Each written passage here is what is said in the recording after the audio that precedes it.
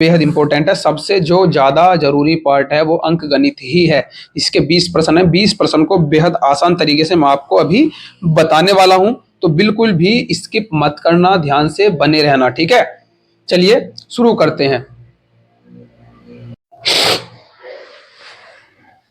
तो देखिए, सबसे पहले मैथ का क्वेश्चन बेहद इंपॉर्टेंट क्वेश्चन है, एग्जाम में कई बार पूछा गया है। मैं आपको फिर बता रहा हूं, यहाँ से एग्जाम में पिछले सवालों के, जो पिछले सालों के पेपर हैं वही पैटर्न रहता है, पैटर्न नहीं बदलता है। तो आपको सबसे ज्यादा जो जरूरी है वो पिछले सालों के पेपर करने हैं। तो आप जितने भी एग्जाम में पेपर आए हैं पिछले सालों के अब तक, उन्हें आप अच्छे से कर लीजिए, आपका सिलेक्शन पक्का हो जाएगा।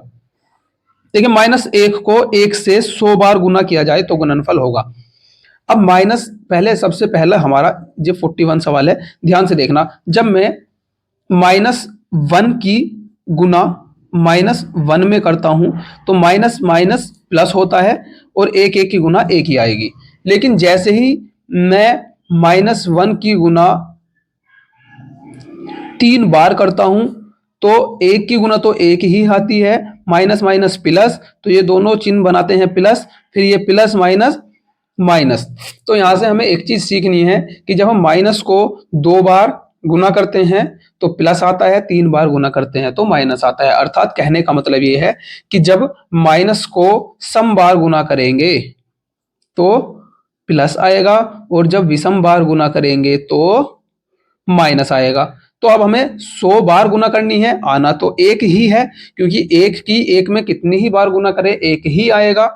तो अब देखना है 100 बार गुना की है, -1 को -1 से 100 बार गुना। अब यहाँ पर दो उत्तर आपके बन सकते हैं, एक तो 1 और एक -1। तो ध्यान से देखिए, -1 को गुना करना है -1 से 100 बार, तो प्लस बनना चाहिए।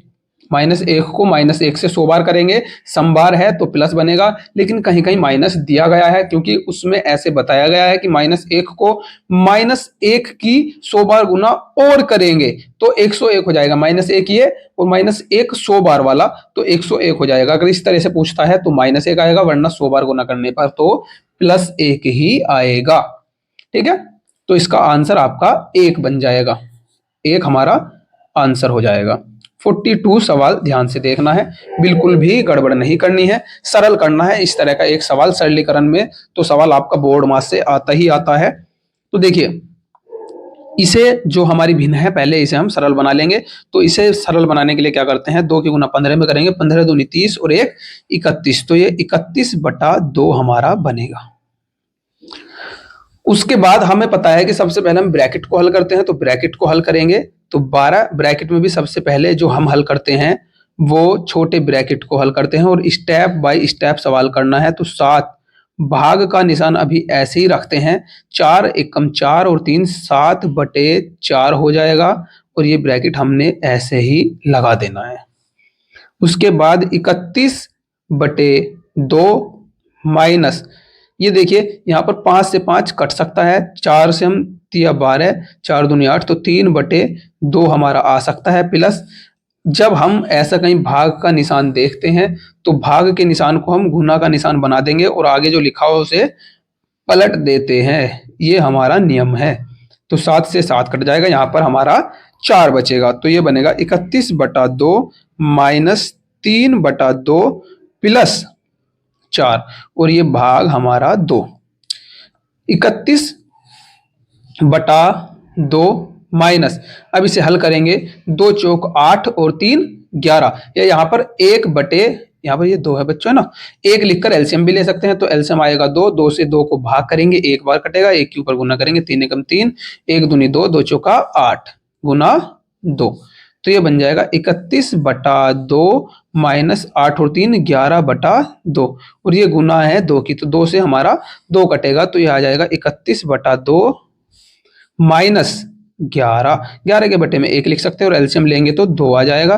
तो 31 माइनस 1 दूनी 2 और 11 दूनी 22, तो यहाँ पर 9/2 हमारा आंसर बन जाएगा। तो 9/2 आंसर ये हमारा सही हो जाएगा, ठीक है। अब आगे चलते हैं, एक बार आप नोट भी कर सकते हैं, ध्यान से वीडियो को रोककर नोट कर ले, वरना ये बड़ा हो जाएगा बहुत, है ना। अब अगले क्वेश्चन की तरफ चलते हैं, क्वेश्चन नंबर मैं इसे इस तरह से मोड़ लेता हूँ, थोड़ा आसान हो जाएगा बताना आपको, है ना। Question number 43। तो क्वेश्चन नंबर 43 में देखिए, ये इस तरह का सवाल है, यहाँ पर दशमलव के सवाल हैं, जो प्लस भी है और यहाँ पर माइनस भी है। तो इसे करने का सबसे आसान तरीका आपको मैं बता देता हूँ। जो संख्या प्लस की है पहले उन्हें आप जोड़ लीजिए, 2.75, एक यहाँ पर प्लस है और एक यहाँ पर। हमेशा जोड़ते टाइम दशमलव के नीचे दशमलव रखना बेहद जरूरी है। इन्हें जोड़ लेंगे, 5 और 5 10 की 0, 7 7 14 और एक 15 का 5 का हासिल 1, 4 और 2 6 1 7। ये दशमलव, ये प्लस वाले आए हैं। और माइनस वालों को भी आप जोड़ लीजिए। माइनस वाला क्या था, 1.25 और 3.80। 5 8 2 10 की 0 हासिल 1, 3 और 1 4 और हासिल वाला 5। तो ये प्लस के तो इतने हुए, और ये दोनों जुड़ेंगे। जब माइनस माइनस की गुना होती है तो प्लस बनता है, लेकिन माइनस माइनस अगर एक साथ लिखे हैं बिना किसी चिन्ह के तो वो जुड़ जाते हैं, तो ये माइनस बनेगा और ये हमारी प्लस की संख्या थी। अब हम क्या करेंगे, 7.50 प्लस वाली में से माइनस वाली घटा लेंगे। दशमलव के नीचे दशमलव रखना जरूरी है। यहाँ से यहाँ दही लेंगे, 10 10 में से 5 जाएंगे 5, यहाँ 4 बचेंगे, दशमलव के नीचे दशमलव, 7 में से 5 जाएंगे तो 2 बचेंगे। ठीक है, तो ये हमारा आंसर हो जाएगा 2.45। तो 2.45, देखिए 2.45 इसमें कहीं भी नहीं दिया गया है। अगर 2.45 इसमें आंसर है तो 2.45 देंगे, अदरवाइज हम इसे भिन्न के रूप में भी बदल लेंगे। तो भिन्न के रूप में बदलने का तरीका 2.45, इसकी दशमलव हटाते हैं तो बटे में हम क्या रखते हैं, 100 रखते हैं। 100 से जब इसे 245 को भाग करेंगे तो 2 बार कटेगा, 45 शेष बचेगा, बटे 100 रखेंगे। अब 5 निमा 45 और 5 से काट देंगे तो 20 बार, तो 2 सहित 9/20 हमारा आंसर होगा। 2 सहित 9/20 तो हमारा ए आंसर हो जाएगा। ठीक है, ये प्रतिशत का सवाल जो आपको जरूर आना चाहिए। ये 150% बराबर है। देखिए सबसे आसान तरीका हमारा, जब भी हमारा कोई प्रतिशत आएगा तो याद रखना है, जब भी प्रतिशत लाना है तो 100 से गुना करेंगे, और जब भी प्रतिशत हटाना है तो 100 से भाग करेंगे। तो यहाँ पर प्रतिशत हटाना है क्योंकि नीचे ऑप्शन में प्रतिशत नहीं लगा है, तो प्रतिशत हटाएंगे तो 100 से भाग करेंगे, 0 से 0 कट जाएगी, 5 तिया 15, 5 दूनी 10, तो 3/2 आंसर में है, तो 3/2 बढ़ने से भाग करेंगे तो हमारा 1.5 आंसर आ जाएगा। ठीक है, इस तरह से हम कर सकते हैं, है ना। अगला सवाल, ध्यान से बने रहिए बच्चों, बिल्कुल बेहद आसान तरीके से हम आपको मैथ कराने वाले हैं। मैथ में आप एक्सपर्ट बन जाओगे एकदम। दोपहर 3:05 को लिखा जा सकता है। देखिए 3:05, 3 बजे है तो पहले तो 3 ही आएगा, तो ये तो ऑप्शन होगा नहीं, ये भी ऑप्शन होगा नहीं, या तो ये होगा या ये होगा। अब देखिए 3 ऐसे लगा हुआ है और ये लिखा हुआ है 50, तो 3:05 को तो 3:05 लिखना पड़ेगा, तब जाकर ये बात बनेगी, है ना। अगला सवाल, इंपॉर्टेंट सवाल, इस तरह का सवाल पेपर में जरूर पूछा जाना है, तो आप इस तरह के सवाल को ध्यान पूर्वक कर लीजिए। बहुत ही इंपॉर्टेंट सवाल है। एक यात्रा गाड़ी जो 80 किलोमीटर प्रति घंटे की चाल से चलती है, स्टेशन से मालगाड़ी के रेलवे स्टेशन से जाने के 6 घंटे बाद चलती है तथा 4 घंटों में मालगाड़ी से आगे हो जाती है, मालगाड़ी की चाल क्या होगी। बिल्कुल ध्यान से इसे पढ़ लीजिए एक बार। ये इंपॉर्टेंट सवाल है, कई बार परीक्षा में पूछा गया है, थोड़ा मुश्किल है लेकिन बेहद इंपॉर्टेंट सवाल है। इसे मैं बहुत ही आसान तरीके से आपको कराऊंगा। ठीक है, देखिए एक यात्री गाड़ी 80 किलोमीटर प्रति घंटा की चाल से चलती है, स्टेशन से एक मालगाड़ी के रेलवे स्टेशन के से जाने के 6 घंटे बाद चलती है। मालगाड़ी 6 घंटे बाद चलेगी तथा 4 घंटों में मालगाड़ी से आगे हो जाती है। 6 घंटे बाद चली और 4 घंटों में आगे हो गई, है ना। तो कितने घंटे चली टोटल, 10 घंटे। और ये जो पहली वाली गाड़ी थी वो कितने घंटे चलेगी, 6 घंटे। देखिए एक बार फिर पढ़ते हैं, और इस बार पढ़ते ही समझ आ जाना चाहिए।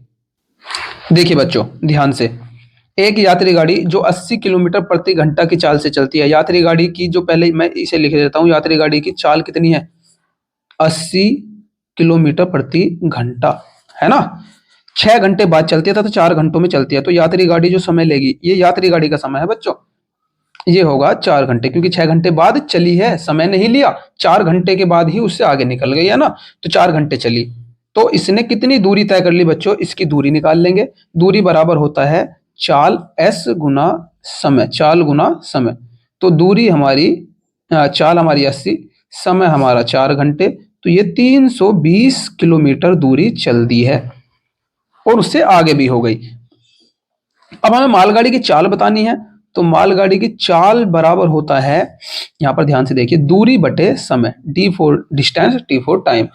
अब हमें चाल मालगाड़ी की निकालनी है, तो दूरी कितनी चली मालगाड़ी ने भी, क्योंकि दोनों एक ही स्थान से चली थी और 4 घंटे बाद मालगाड़ी से आगे हो गई, मतलब उसने भी 320 किलोमीटर दूरी तय कर ली और इसने भी 320 किलोमीटर दूरी तय की है। तो 320 और समय इसने कितना लिया, क्योंकि ये 6 घंटे से पहले भी चल रही थी, 4 घंटे उसे आगे करने में लगे, तो टोटल टाइम कितना हुआ इसका 10 घंटे। जीरो से जीरो कट गई, 32 किलोमीटर प्रति घंटा।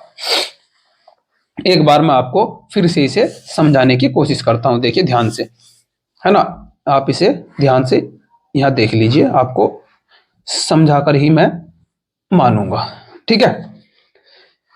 देखिए ये थोड़ा सा इंपॉर्टेंट सवाल है, तो थोड़ा टाइम लग रहा है, ध्यान से पढ़िए। एक यात्री गाड़ी जो 80 किलोमीटर प्रति घंटा की चाल से चलती है, स्टेशन से एक मालगाड़ी के रेलवे स्टेशन से जाने के 6 घंटे बाद चलती है। यात्री गाड़ी मालगाड़ी के 6 घंटे बाद चलेगी। तब तक मालगाड़ी चल रही थी, तो 6 घंटे तो मालगाड़ी वो चली, फिर 4 घंटे इसे मालगाड़ी से आगे जाने में लगे, तो 4 घंटे भी मालगाड़ी चल रही थी। तो मालगाड़ी कितनी चली, 10 घंटे। 6 घंटे पहले चल चुकी थी, 4 घंटे इसके साथ भी चली होगी, तो 10 घंटे चली। और मालगाड़ी की चाल बतानी है, तो चाल बराबर होता है दूरी बटे समय। तो दूरी हमें पता नहीं थी, दूरी हमने यात्री गाड़ी से निकाल ली, है ना। 80 किलोमीटर प्रति घंटे की चाल से चलती है, 4 घंटे तक चलती है, तो दूरी बराबर होता है चाल गुना समय। यहां से हमने ये दूरी निकाल ली थी, तो इस तरह से हमारा ये सवाल हो जाएगा।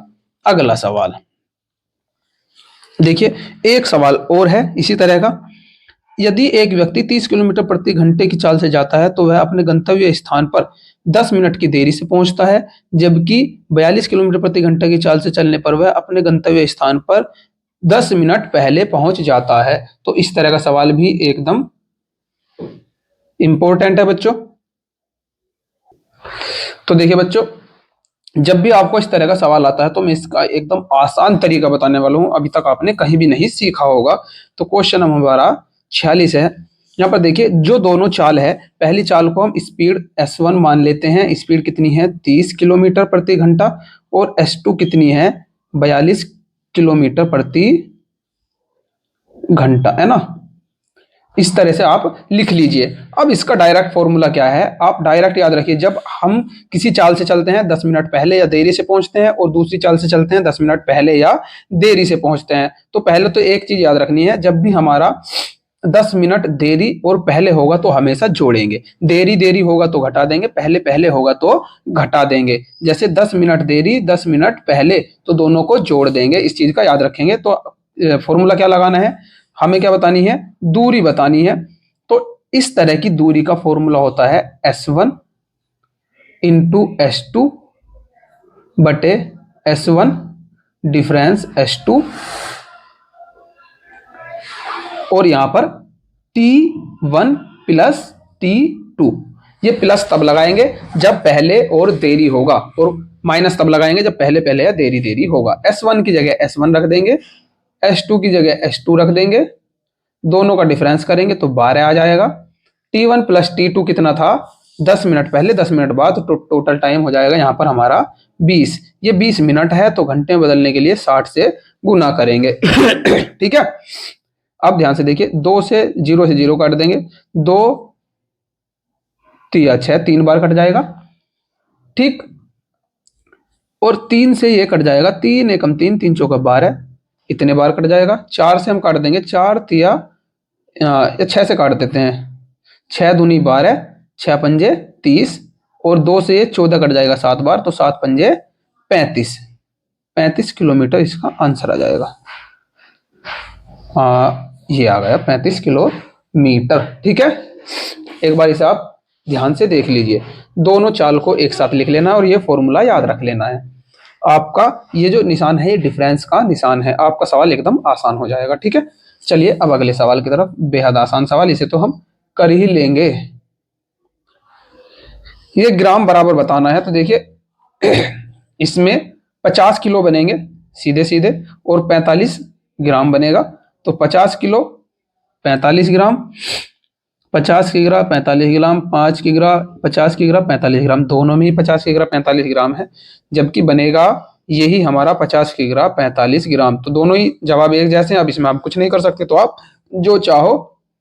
सॉरी बच्चों, ये तो 50 है, 50 नहीं बनेगा हमारा, क्योंकि 1 किलो में 1000 ग्राम होंगे, तो 5 किलो में कितने हो जाएंगे? 5000 ग्राम। ये थोड़ी मिस्टेक हो गई हमसे। तो 5000 ग्राम होंगे और ये 5045 लिखा हुआ है, तो 5 किलो 45 ग्राम बनेगा। अब 5 किलो 45 ग्राम यहाँ पर भी लिखा हुआ है, 5 की ग्राम 45 ग्राम यहाँ पर भी लिखा हुआ है, तो एक हमें सही करना है, तो हम तो बी को सही कर देंगे। ठीक है, उम्मीद है समझ आ गया होगा। ठीक है बच्चों, चलिए अब अगले सवाल पर। अगला सवाल हमारा ये रहा, क्वेश्चन नंबर 49 सवाल। 10 सेंटीमीटर भुजा वाले ठोस घनों को साथ रखने पर प्राप्त घन का आयतन क्या होगा? 10 सेंटीमीटर ठोस घन एक साथ रखने हैं, तो ए क्या है? घन की भुजा को कहते हैं ए, ये सेंटीमीटर है। जब हम इस तरह से घन रखेंगे, मैं आपको बनाकर दिखा देता हूं, इस तरह से, है ना, बिल्कुल ध्यान से देखिए। एक घन बिल्कुल इस तरह से ही रखेंगे इससे मिलाकर, तो जब हम इस तरह से का घन रखेंगे तो वो हमारा इस तरह का बनता नजर आएगा हमें, है ना, इस तरह से, यहाँ इस तरह से। तो जब हमारा घन बन जाएगा तो हम क्या देखते हैं, देखिए यहाँ पर आपको दिखाई नहीं दिया होगा, तो इस तरह से देख लीजिए। दो घनों को एक साथ रखेंगे तो घन की चौड़ाई बदल जाती है, तो लंबाई तो वही रहे, ये वाली चीज तो वही रहने वाली है लंबाई, ऊंचाई भी हमारी वही रहने वाली है, ये वाली भी वही रहने वाली है, लेकिन हमारी ये वाली दूरी बदल जाएगी। तो लंबाई वही रहेगी, ऊंचाई वही रहेगी, चौड़ाई बदल जाएगी। तो ये किस तरह की आकृति बन जाएगी? ये बन जाएगी घनाभ की आकृति, और घनाभ का आयतन होता है L गुना बी गुना एच। एल हमारा वही रहा, एच हमारा वही रहा, बी हमारा बदल गया। 10 से कितना हो गया? 10 ऐसे 10 ऐसे, तो 20 हो गया। तो ये बनेगा 10 गुना 20 गुना 10, 10 ढाई 100 और 100 की इसमें गुना करेंगे तो ये आ जाएगा हमारा 2000 घन सेंटीमीटर। घन सेंटीमीटर का मतलब होता है सेंटीमीटर क्यूब। घन सेंटीमीटर का मतलब होता है सेंटीमीटर क्यूब। आप इसे आसानी से ऐसे देख सकते हैं। ठीक है, चलिए अब आगे करते हैं। ये देखिए बेहद इंपॉर्टेंट, ये जो हमारा है इंपॉर्टेंट पोर्शन है। यहाँ पर आप जो देख रहे हैं ना क्वेश्चन, ये रिपीट होंगे जरूर, मैं आपको गारंटी से कह सकता हूँ कि इस तरह के क्वेश्चन रिपीट होते हैं पेपर में, तो आप इन्हें बिल्कुल ध्यान से करें, और मैं बेहद आसान तरीके से आपको करा रहा हूँ। अब क्वेश्चन नंबर 50 देखिए आप, है ना। एक आयताकार प्लॉट की लंबाई इसकी चौड़ाई की दुगनी है। प्लॉट की लंबाई इसकी चौड़ाई की दुगनी है। 8 मीटर भुजा वाला एक वर्गाकार तरनपाल इस प्लॉट का 1/8 भाग घेरता है। प्लॉट की लंबाई बतानी है बच्चों। बड़े बड़े सवाल हैं तो थोड़ा टाइम तो लगेगा ही।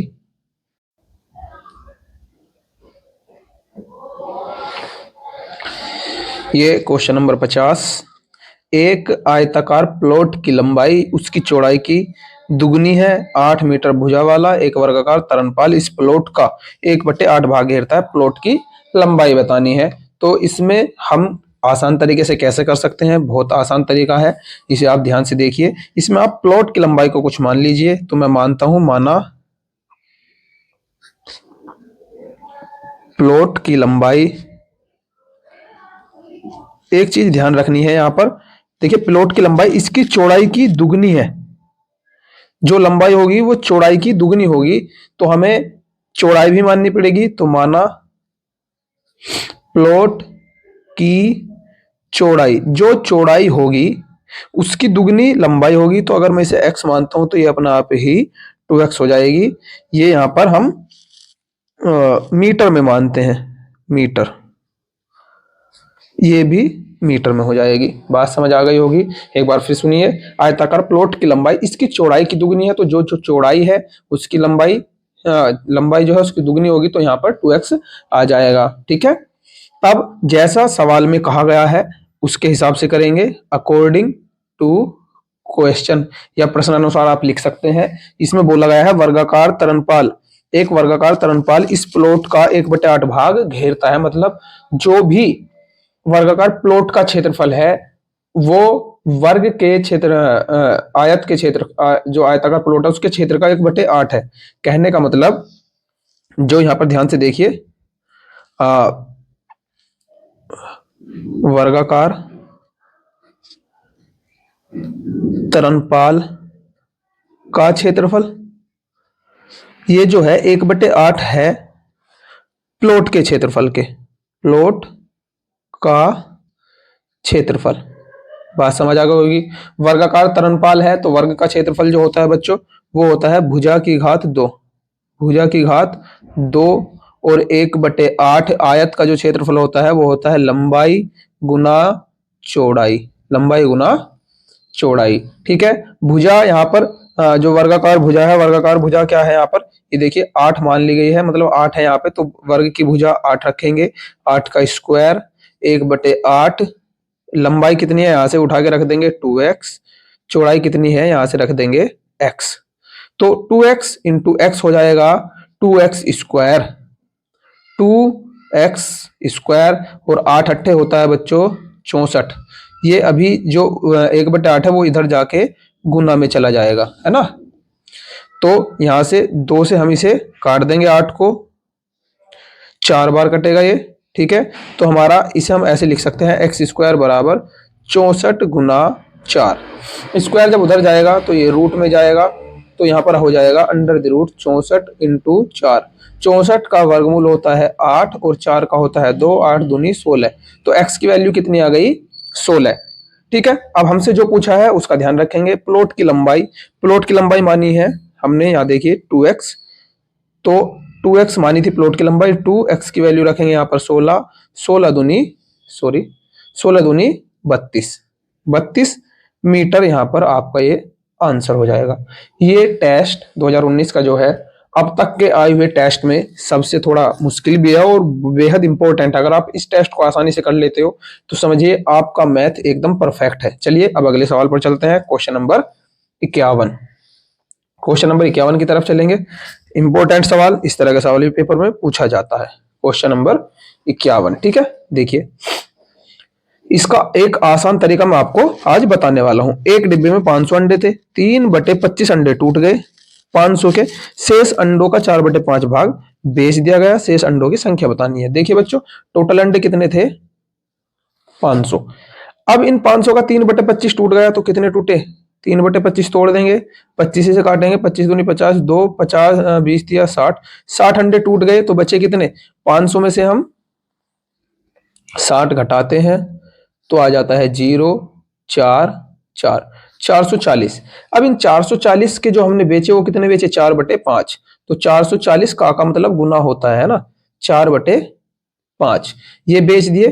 5 से फिर इसे डिवाइड करेंगे, 5 अट्ठे 40 और 5 अट्ठे 40। अब ये बना हमारा 88 गुना 4, 4 अट्ठे 32 का 2 का हासिल 3, 4 अट्ठे 32 और 3 35। अब हमने 352 अंडे बेच दिए, ठीक है, शेष बचे अंडों की संख्या बतानी है। तो 440 अंडे थे, 352 बेच चुके हैं, बचे कितने घटा देंगे, यहाँ से 10, 10 में से 2 गए 8, 3 यहाँ से लेंगे दाई 13, 13 में से 5 जाएंगे 8, तो यहाँ से हमारे 88 अंडे आंसर हो जाएगा। ठीक है, ये आपका सही हुआ। ठीक, चलिए एक बार आप इसे नोट भी कर सकते हैं ना, थोड़ा मैं इसे और ठीक कर देता हूं, ये इस तरह से। ठीक है, चलिए अब अगले सवाल की तरफ, यहां पर ध्यान दीजिए। क्वेश्चन नंबर 52, 12 मीटर गुना 10 मीटर के कक्ष की फर्श को पूरा ढकने के लिए 10 सेंटीमीटर गुना 8 सेंटीमीटर की कितनी आयताकार पट्टियों की संख्या लगेगी या पट्टियों की आवश्यकता होगी। इस तरह का सवाल पेपर में पूछा ही जाता है, हर बार पूछा गया है। इसका सवाल देखिए, अगर हमें किसी भी आयताकार स्लेब हो, प्लेट हो, पत्थर हो या ईंट हो की संख्या निकालनी है, तो जहां पर ईंट या जो भी चीजें हैं, पत्थर है, ईंट है या कोई पट्टी है, वो लगानी है, उस बड़े क्षेत्रफल को एक ईंट या पट्टी या जो भी चीज हम लगा रहे हैं उसके एक के क्षेत्रफल से भाग करेंगे तो संख्या आ जाएगी। तो संख्या निकालनी है तो हम क्या करेंगे, फर्श पर लगानी है तो फर्श का क्षेत्रफल भाग करेंगे एक पट्टी का क्षेत्रफल, एक पट्टी का क्षेत्रफल। ठीक है। अब फर्श का क्षेत्रफल, फर्श होता है आयताकार या वर्गाकार और इसका क्षेत्रफल दिया गया है, लंबाई गुना चौड़ाई होता है। यहाँ पर ये लंबाई का काम करेगी, ये चौड़ाई का। ऐसी पट्टी में लंबाई, ये चौड़ाई, तो लंबाई गुना, सॉरी यहाँ 12 है, चौड़ाई 10, फिर यहाँ पर 10 और 8, लंबाई गुना चौड़ाई। इसमें जो मेन बात है, सबसे मेन बात, देखने लायक बात यह है कि यहाँ पर ये मीटर में है और यहाँ पर ये सेंटीमीटर में, तो दोनों की यूनिट एक जैसी होनी चाहिए। तो हम या तो मीटर को सेंटीमीटर में बदलेंगे या सेंटीमीटर को मीटर में। तो 12 मीटर को सेंटीमीटर में बदलने के लिए 100 से गुना करनी पड़ेगी, 10 सेंटीमीटर को सेंटीमीटर में बदलने के लिए 100 से गुना करनी पड़ेगी, बटे 10 गुना 8। अब इस 10 से हम ये 10 काट सकते हैं और ये देखिए 8 से हम 8 को 4 से काट देते हैं, 4 दूनी 8, और इसे भी 4 से काट देते हैं, 4 तिया 12, 2 से 100 को 50 बार काट देते हैं। अब इनकी सिर्फ गुना करेंगे, 3, 100 और 50, 50 की गुना करेंगे 3 में 150 हो जाएगा, 150 की गुना करेंगे 100 में 1500 आपका आंसर बन जाएगा। ठीक है, तो यहाँ पर ये 1500 आंसर हो जाएगा। आगे चलते हैं, देखिए 53वां सवाल, ब्याज का सवाल एक आता है, तो इस तरह की ब्याज का सवाल आपका देखने को मिल जाएगा आपको। कौन सी राशि 8% वार्षिक साधारण ब्याज की दर से 4 वर्षों में इतने रुपए हो जाएगी। यहाँ पर ये जो है 6600 रुपये, ये मिश्र धन है, मिश्र धन को हम बोलते हैं ए, ये 6600 रुपये है। ठीक है, तो कौन सी राशि हमें पता नहीं है, कौन सी राशि बतानी है ना, इतने रुपए हो जाएगी। कौन सी राशि 8 वर्ष साधारण ब्याज की दर से 4 वर्षों में 6600 रुपये हो जाएगी। तो मैं इसे हम दो तरीके से कर सकते हैं, एक तो इसे हम ऑप्शन से भी कर सकते हैं, या फिर हम ऐसे करें कि मूलधन 100 रुपये मान लें और ब्याज कितना, देखिए पी को मान लेते हैं 100 रुपये, पी को कितना मान लिया हमने, 100 रुपये माना। अब हम अगर एक्स मानते तो एक्स की वैल्यू निकालते हैं, 100 माना है तो 100 की वैल्यू ही निकालेंगे। ठीक है, पहले मैं इस तरीके से आपको करके बता देता हूं। तो अब हमें अगर यहाँ से पी हमारा 100 है, ये देखिए टाइम कितना है, यहाँ पर 4 वर्ष दिया है, 4 साल, 4 ईयर, और दर कितनी दी हुई है यहाँ पर 8%। तो यहाँ से अगर मुझे एसआई निकालना है, एसआई का फॉर्मूला आप जानते होंगे, पी आर टी गुना 100 होता है, पी गुना आर गुना टी बटे 100, है ना। तो P की वैल्यू 100 है, R की वैल्यू 8 है और T की वैल्यू 4 है, बटे में 100 रखेंगे, ये इससे कट जाएगा, 8 चौक 32, 8 चौका 32 रुपये हमारा एसआई हो जाएगा। तो अगर हमारे पास एसआई भी है, मूलधन भी है, तो हम ए कैसे निकालते हैं, ए बराबर होता है, देखिए अगर हम यहाँ से ए निकालना चाह रहे हैं तो ए बराबर होगा P प्लस एस आई, मतलब मूलधन में हम ब्याज को भी जोड़ते हैं तो कितना हो जाएगा 132 रुपये, ये हमारा ए आया। अब देखिए हमारे पास हमारा जो मिश्र धन है वो 132 है और सवाल वाले का मिश्र धन है वो 6600 रुपये है, तो दोनों को बराबर रखेंगे, यहाँ से एक की वैल्यू निकाल लेंगे। तो हम क्या करेंगे, 6600 के बटे में ले जाएंगे 132 को, 132 से जब इसे भाग करेंगे हम, 132 से जब इसे भाग करेंगे तो ये हमारा 5 बार 50 बार हमारा कट जाएगा। ठीक है, एक बराबर 50 आएगा, आप इसे काट लेंगे, 4 से भी कट सकता है, डायरेक्ट ये 50 बार कटेगा। 50 बार कटने के बाद एक बराबर 50, लेकिन हमने पी को क्या माना है 100, तो हमें 100 की वैल्यू निकालनी पड़ेगी। तो 100 की वैल्यू निकालेंगे तो 50 गुना 100 करना पड़ेगा, तो हमें यहाँ पर 5000 रुपये हमारा आंसर हो जाएगा। ठीक है, इस तरह से आप इसे कर सकते हैं। इसी क्रम में एक बेहद इंपॉर्टेंट सवाल जो आपकी परीक्षा की दृष्टि से बेहद इंपॉर्टेंट सवाल है, क्वेश्चन नंबर 54, इसे आप देखेंगे, इसे हम आसान तरीके से करने की कोशिश करेंगे। बेहद आसान सवाल है, सॉरी आप इसे नोट भी कर सकते हैं। ठीक है, अब चलिए इस सवाल को ध्यान से देखते हैं। एक वस्तु को 500 में बेचने पर हानि होती है, यदि इस वस्तु को 700 में बेचा जाता है तो दुकानदार को पहले होने वाली हानि से 3 गुना लाभ होता है। इस वस्तु का क्रय मूल्य क्या है। देखिए अगर इस वस्तु का हमें क्रय मूल्य बताना है तो हम क्रय मूल्य को बोलते हैं कॉस्ट प्राइस, सीपी हम मान लेते हैं एक्स।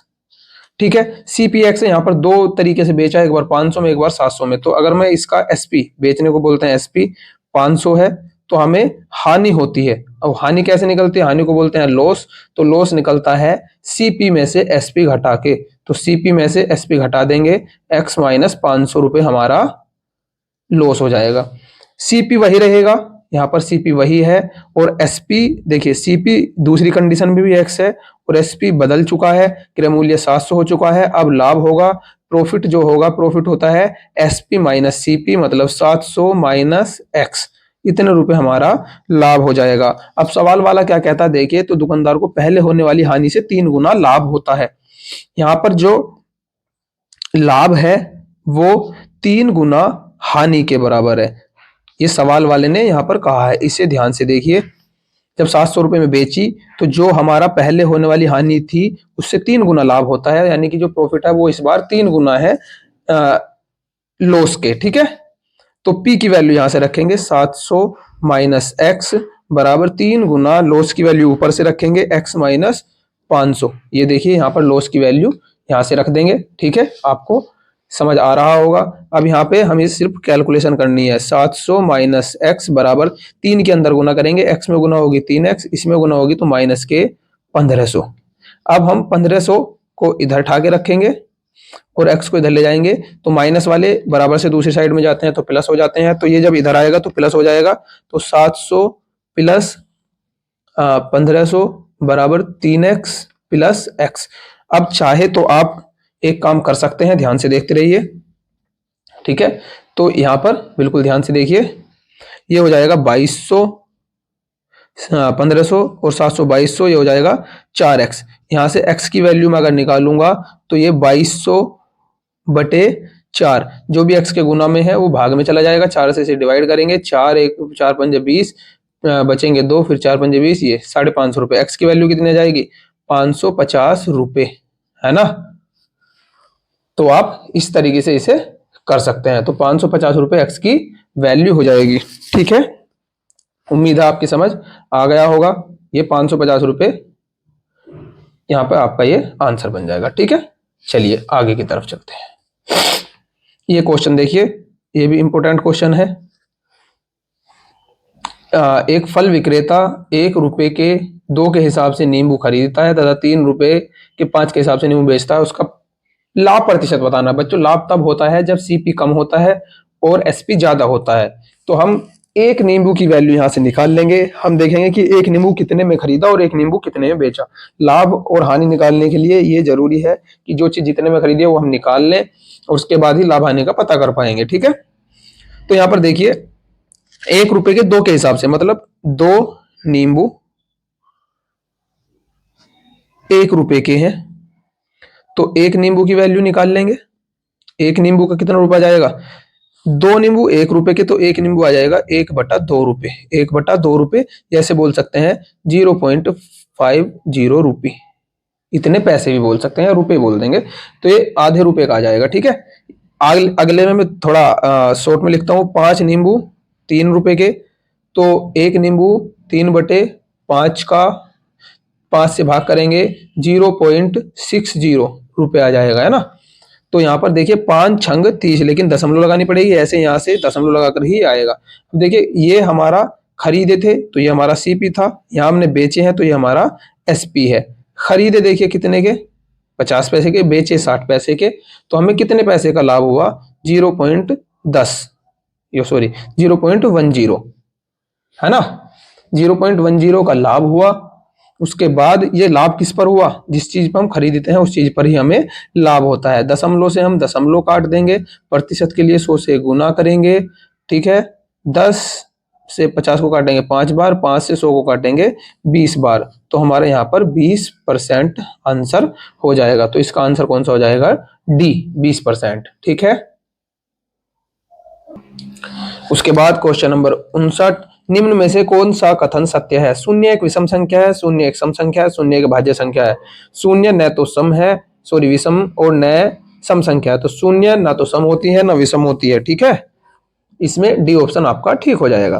क्वेश्चन नंबर 57, बड़ी से बड़ी तथा छोटी से छोटी 5 अंकों की संख्या है जो इतने अंकों से बनती हो जब कोई अंक दोबारा नहीं आए का अंतर।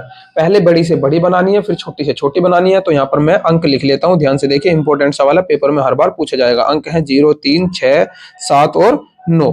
देखिए बड़ी संख्या बनानी है तो सबसे पहले बड़ा अंक रखते हैं, फिर उसके बाद छोटा अंक रखते हैं उससे, फिर उससे छोटा, फिर उससे छोटा, फिर सबसे छोटा। ये बनी है हमारी बड़ी। ठीक है, जब छोटी बनानी है और अगर जीरो भी है तो जीरो को दूसरे नंबर पर रखते हैं, उसे पहले नहीं रखते। तो छोटी बनेगी 3 0।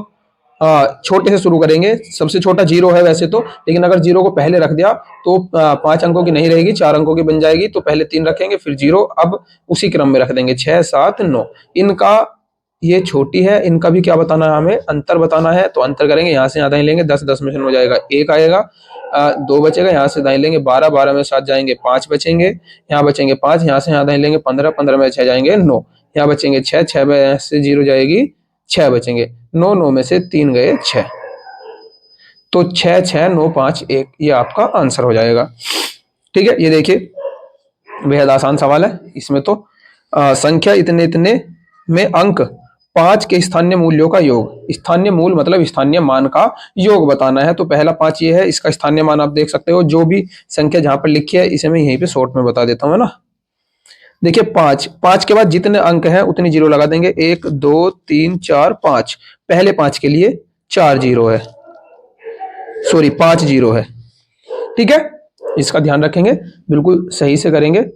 5 के बाद 5 जीरो है, उसके बाद दूसरा 5 है हमारे पास, इसके बाद एक अंक है तो ये 50 आएगा। और के स्थानीय मूल्यों का योग बताना है तो हमें योग करना है, योग कर देंगे हम। 0 5 0 0, 3 बार 0 है और फिर 5 है। तो आपका ये आंसर ठीक हो जाएगा, डी। प्रथम 100 प्राकृत संख्याओं में 3 और 5 दोनों से भाग हो जाने वाली संख्या है। हमें ऐसी संख्या बतानी है जो दोनों से भाग हो जाए। ठीक है, तो ऐसा सवाल करने के लिए इसका बेहद आसान तरीका मैं आपको बता देता हूं। देखिए अगर 3 और 5 दोनों से पूछे, 3 और 5 दोनों से, तो एक तो तरीका यह है, पहले 3 से कटने वाली निकाल लीजिए, फिर 5 से कटने वाली निकाल लीजिए, और फिर जो दोनों से भाग हो जाने वाली पूछा है ना, तो दोनों से भाग हो जाने वाली संख्या जो है इसमें से, नहीं नहीं ये इस तरह का नहीं है, ध्यान से सुनिए। प्रथम 100 प्राकृत संख्याओं में 3 और 5 दोनों से भाग हो जाने वाली संख्या ज्ञात कीजिए। ठीक है, तो ऐसा सवाल करने के लिए जब दोनों पूछा हो तो 3 और 5 का एलसीएम निकाल लीजिए। 3 और 5 का एलसीएम आप 3 से काटेंगे 1, 5 नहीं कटेगा, फिर 5 से काटेंगे 1 और 1, है ना। तो 3 गुना 5, इसका 15 एलसीएम हो जाएगा। जो भी 15 आएगा उसे हम भाग कर देंगे, उससे भाग करेंगे 100 को। तो 15 छिका 90, 15 सत्ते 105, कम बार पढ़ना है, 15 छिका 90, 10 शेष बचेगा। शेष अगर बचता है तो बचाना है, वरना नहीं, है ना। ज्यादा बार नहीं पढ़ेंगे तो जो भागफल होता है वही हमारा आंसर होता है। तो 6 हमारा आंसर हो जाएगा। ठीक है, ये देखिए ध्यान से। ठीक, उम्मीद है आपकी समझ आ गया होगा। करते हैं अगला सवाल। निम्न में कौन सी संख्या 4 3 5 और 6 से भाज्य होगी। तो वो संख्या बतानी जो तीनों से भाज्य होगी। इस तरह के सवाल में हम एलसीएम निकालते हैं, तो जो 3 4 5 6 का एलसीएम होगा वही 6 से भाज्य होगी। तो इसका एलसीएम आप निकाल सकते हो, 3 4 5 6। 2 से डिवाइड करते हैं, अगर 2 से डिवाइड है तो 3 नहीं कटेगा, 2 दूनी 4, 5 2 तिया 6। फिर 2 से करेंगे, जब तक 2 से होगा तो 2 से ही करते रहेंगे, 2 एकम 2, 5 3 नहीं कटेगा।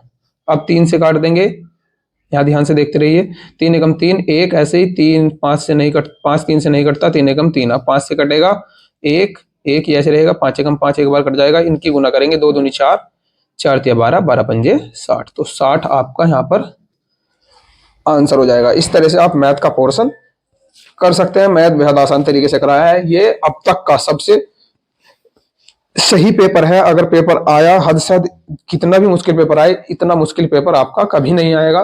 तो अगर आप इस पेपर को आसानी से कर लेते हैं तो आप मैथ में 20 में से 20 नंबर लाने योग्य बच्चे हो। ठीक है, तो ये सबसे इंपॉर्टेंट पेपर है। आज तक का जितने भी पेपर हुए हैं उसमें सबसे इंपॉर्टेंट पेपर 2019 का पेपर है। ठीक है,